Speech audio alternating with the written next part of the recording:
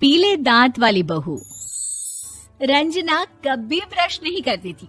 उसे कितनी बार उसके माँ बाप ने डांटा, लेकिन उसका कोई असर उस पर होता ही नहीं था, जिस कारण से उसके दांत पीले पीले हो जाते हैं। शादी के बाद अरे बहू, वैसे तो तुझ में कोई कमी नहीं है, पर तेरे दांत इतने पीले कैसे हैं बेटा? कैसे मतलब? कोई सर्जरी थोड़ी ना कराइए। वो तो क्या नाम, मैं ब्रश नहीं करती थी तो पीले हो गए। अब क्या करूं? आप कहें तो लाल करवा लूं या फिर काले? यार ये क्या है, क्यों माँ से लड़ रही हो? लड़ रही हूँ? अरे मैं लड़ रही हूँ या ये बोल रही है कि दांत पीले हैं, पीले। अरे तपस्या थोड़ी ना की है इन्हें पीले करने के लिए। बकायदा ब्रश नहीं किया है 20 साल तक, तब जाकर। छी, कैसी बात कर रही हो? ये उस वक्त तो पीले नहीं थे जब हम लोग तुम्हें देखने आए थे। अरे तब साफ करवा लिया होगा डेंटिस्ट के पास जाकर। अब देखो कैसे पीले पीले लग रहे हैं। रंजना सास की तरफ गुस्से से देखती है। फिर शुरू हो गई पीले पीले पीले। अरे पीले तो तब भी थे जब मेरे हाथ का रसगुल्ला उड़ा उड़ा कर खा रही थी और बोल रही थी, लड़की नहीं गुणों का खजाना दे रहे भाई साहब आप। खैर, अब वो लोग करते भी तो क्या करते, पीले दांत वाली बहू पल्ले पड़ी थी तो झेलना तो था ही। एक दिन कीर्तन में रंजना गाना गा रही थी।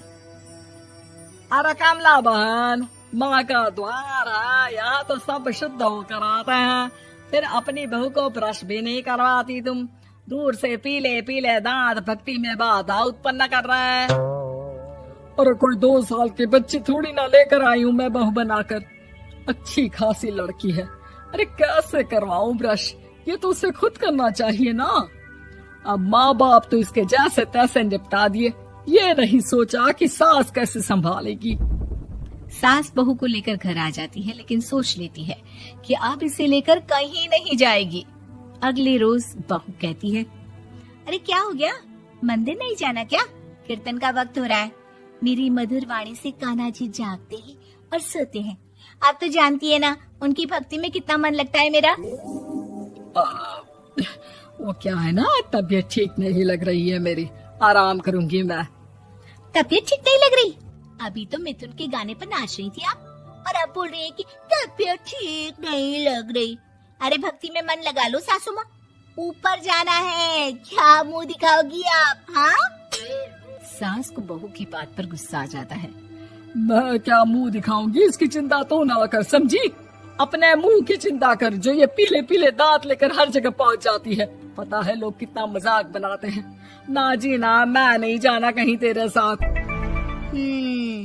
तो ये बात है, कोई ना, मत जाओ, मैं अपने कमरे में ही बैठकर भक्ति कर लूंगी।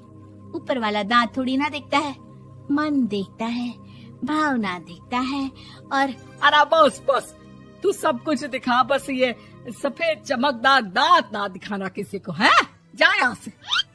बहू को सास की बात का कोई फर्क नहीं पड़ता, वो तो जैसी थी वैसी ही रह जाती है। सुबह नहाकर किचन में खाना बनाना, फिर खाना खाना, कीर्तन भजन करना और सो जाना। एक दिन, माँ जी मैं सहेली के घर जा रही हूँ, शाम को लेट आऊंगी। हाँ हाँ तो जाना, मैंने कौन सा तेरी आरती करनी है घर पर बैठकर। रंजना सहेली के घर जाती है, जहाँ वो पार्टी में जाने की तैयारी कर रही होती है। अरे शिखा, कहाँ जाने की तैयारी कर रही है? मैं गलत वक्त पर आ गई क्या? अरे नहीं यार, उल्टा सही वक्त पर आ गया। मैंने ये साड़ी और ज्वेलरी निकाली है यार, शाम को इनके ऑफिस की एक पार्टी में जाना है। बताना कैसा लग रहा है ये सब? नहीं यार, इस ड्रेस के साथ तो वो वाली ज्वेलरी अच्छी लगेगी। हाँ हाँ सही बोल रही है, मैंने ध्यान ही नहीं दिया। वैसे तो हमेशा से मस्त फैशन सेंस रखती है। तो बड़ा जाती होगी ना पति के साथ पार्टी में। रंजना कुछ नहीं बोलती, बस सोचती है कि यार काश ये बात सही हो जाती, पर मैं क्यों नहीं जाती पार्टी में? क्या इन लोगों की कोई पार्टी होती नहीं होगी? रंजना घर आती है और रात में पति से सवाल करती है, एक बात बताइए, आप मुझे किसी पार्टी में क्यों नहीं ले जाते?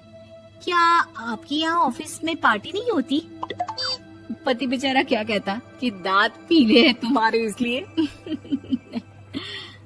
अरे कोई पार्टी होती नहीं हम लोगों के ऑफिस में, तो कहाँ से लेकर जाऊं? और मार्केट, मॉल, कहीं वीकेंड घूमना, कहीं तो। अरे यार, सारे हफ्ते में एक छुट्टी मिलती है, तो सोचता हूँ कि आराम ही कर लूं। क्यों? रंजना मन मार के रह जाती है। पहले कभी सास के साथ मंदिर जाया करती थी, लेकिन वो भी सास ने ले जाना बंद कर दिया। घर बैठी बैठी रंजना बोर हो जाती है। तभी उसे आइडिया आता है और वो मायके जाने का सोचती है। सासू माँ, 2 दिनों के लिए मम्मी के घर जा रही हूँ। अच्छा अच्छा ठीक है, आराम से जा। और हाँ, माँ से कुछ अच्छी आदत सीख कर आना कि कैसे शरीर के हर भाग की तरह दांतों की सफाई भी जरूरी होती है, समझी?